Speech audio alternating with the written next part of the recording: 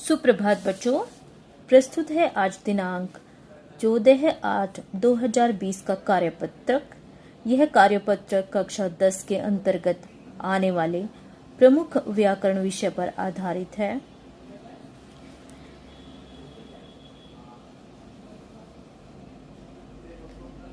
आइए देखते हैं।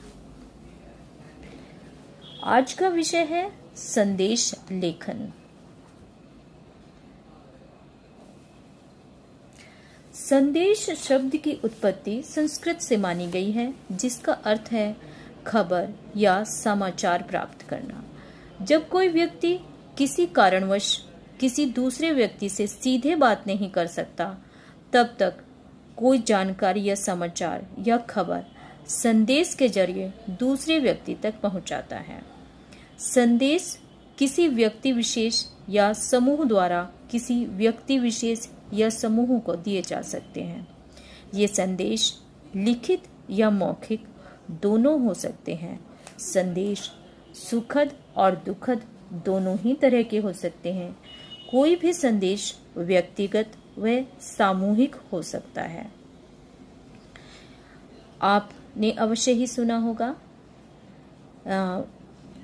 15 अगस्त अर्थात स्वतंत्रता दिवस पर प्रधानमंत्री या राष्ट्रपति का राष्ट्र के नाम संदेश, गणतंत्र दिवस पर राष्ट्रपति और प्रधानमंत्री का राष्ट्र के नाम संदेश। तो इस प्रकार संदेश के ये उदाहरण हमारे सामने हैं। या अन्य प्रकार के भी संदेश के उदाहरण हो सकते हैं जो आए दिन हम सुनते रहते हैं। तो संदेश क्यों लिखे जाते हैं? संदेश लिखने का क्या कारण हो सकते हैं? संदेश लिखने के कई कारण हो सकते हैं। जैसे संदेश और संदेश दो तरह के हो सकते हैं। संदेश औपचारिक और अनौपचारिक दोनों तरह के हो सकते हैं। अनौपचारिक संदेश या व्यक्तिगत संदेश किसी अपने करीबी को कोई संदेश या सूचना देने के लिए लिखा जाता है, और अनौपचारिक संदेश अपने परिजनों, मित्रगणों, रिश्तेदारों या घर के सदस्यों को लिखे जाते हैं। औपचारिक संदेश किसी अधिकारी या किसी ऑफिस के किसी कर्मचारी या आम जनमानस के लिए सार्वजनिक रूप से लिखे जा सकते हैं। आजकल संदेश भेजने के लिए सबसे अच्छा जो माध्यम है वो WhatsApp, SMS, email, Facebook, Twitter आदि हैं। ये भी एक संदेश भेजने के ही उदाहरण हैं। जितने भी सोशल मीडिया प्लेटफॉर्म्स हैं वो संदेश भेजने के ही उदाहरण हैं। इनके जरिए संदेश भेजे जा सकते हैं। संदेश कई प्रकार के होते हैं, जैसे शुभकामना संदेश, पर्व व त्योहार के संदेश, शोक संदेश जिसमें किसी के कोई अशुभ समाचार, किसी की मृत्यु अथवा पुण्यतिथि के समाचार होते हैं। व्यक्तिगत संदेश जिसमें कोई शुभकामना संदेश, बधाई संदेश आदि दिए जाते हैं। सामाजिक संदेश ये धार्मिक या सामाजिक कार्यक्रमों से जुड़े संदेश होते हैं। मिश्रित संदेश इस प्रकार के संदेश जो सभी लोगों के लिए होते हैं और किसी प्रकार का कोई इनमें जैसे किसी को जागरूक करने से संबंधित संदेश हो सकते हैं। मिश्रित में जैसे आजकल कोरोना महामारी चल रही है, तो उससे लोगों को जागरूक करने के लिए संदेश हो सकते हैं। तो संदेश लेखन के वक्त हमें किन बातों का ध्यान रखना चाहिए? तो सबसे पहले संदेश को किसी सीमा रेखा जैसे बॉक्स या गोले के अंदर लिखा जाना चाहिए। दूसरा, संदेश की शुरुआत में संदेश शब्द अवश्य लिखें। उसके बाद दिनांक, समय अवश्य लिखें। फिर मुख्य विषय का कम लेकिन प्रभावशाली शब्दों में वर्णन करें। अर्थात आपका जो विषय है उसका वर्णन जो है प्रभावशाली होना चाहिए, यानी जो बात आप कहना चाहते हैं वो सामने वाले को पहुंचनी चाहिए। वो जो आपने संदेश उसमें दिया है, जो मैसेज आपने भेजा है, वो सामने वाले को समझ आना चाहिए। अंत में संदेश लिखने वाले का नाम अवश्य लिखें। संदेश लिखने की शब्द सीमा 30 से 40 शब्द के बीच में होनी चाहिए, अर्थात संदेश की जो शब्द सीमा है उसको नहीं लांघना चाहिए। संदेश अधिक बड़े नहीं होने चाहिए। उसकी जो शब्द सीमा है, तय शब्द सीमा है, उसी के अंतर्गत उसको लिखा जाना चाहिए। और अगर चित्रों का उपयोग करना उचित लगे तो विषयानुसार चित्रों का प्रयोग भी किया जा सकता है। अगला है कि अगर शायरी, दोहे, श्लोक या कविता की आवश्यकता हो तो प्रयोग कर सकते हैं। अगर आवश्यकता हो तो प्रयोग करें, अगर आवश्यकता नहीं है तो प्रयोग ना करें। संदेश में रचनात्मक और सृजनात्मकता होनी चाहिए। वो कॉपी पेस्ट वाला जो है नहीं होना चाहिए कि यहाँ से उठाया वहाँ से उठाया और आपने लिख दिया।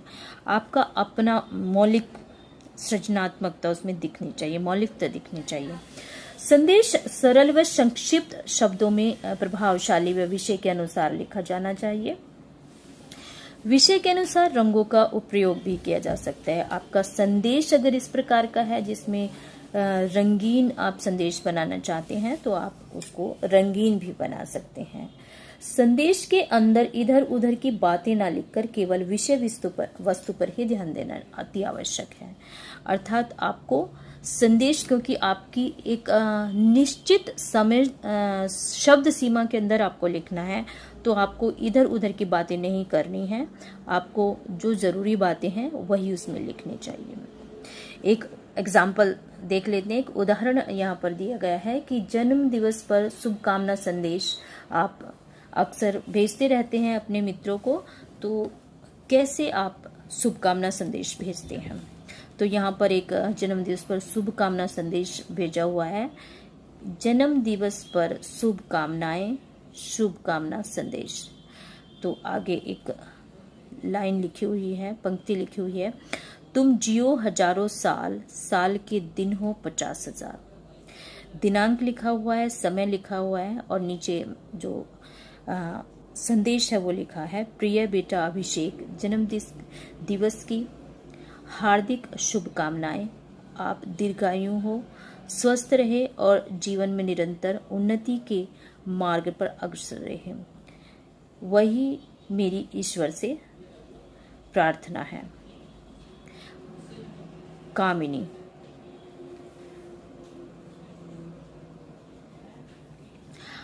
तो इस प्रकार ये उदाहरण देखने के बाद आप भी समझ आ गया होगा कि किस प्रकार जो है हम संदेश लिख सकते हैं। आप भी उपरोक्त बताई गई बातों का ध्यान रखते हुए विषय पर संदेश लिखने का प्रयास करें।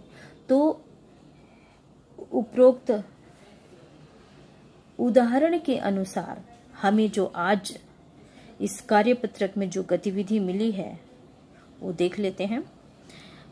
तो इस गतिविधि के अंतर्गत हमें 2 संदेश लिखने के लिए मिले हैं। पहला है स्वतंत्रता दिवस पर देशवासियों के लिए शुभकामना संदेश।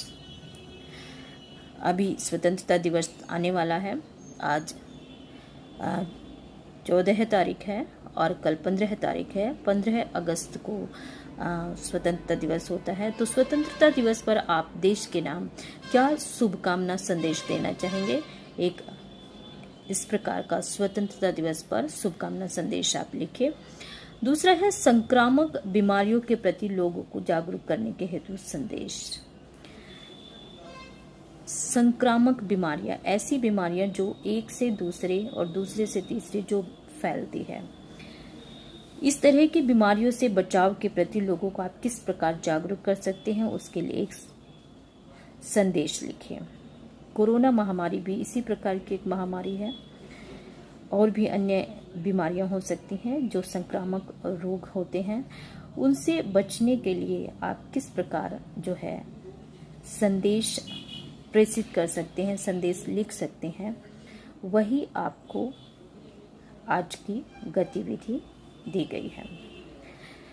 आशा है कि आप इस वीडियो को देखने के बाद इस गतिविधि को आसानी से कर पाएंगे। आज के लिए इतना ही।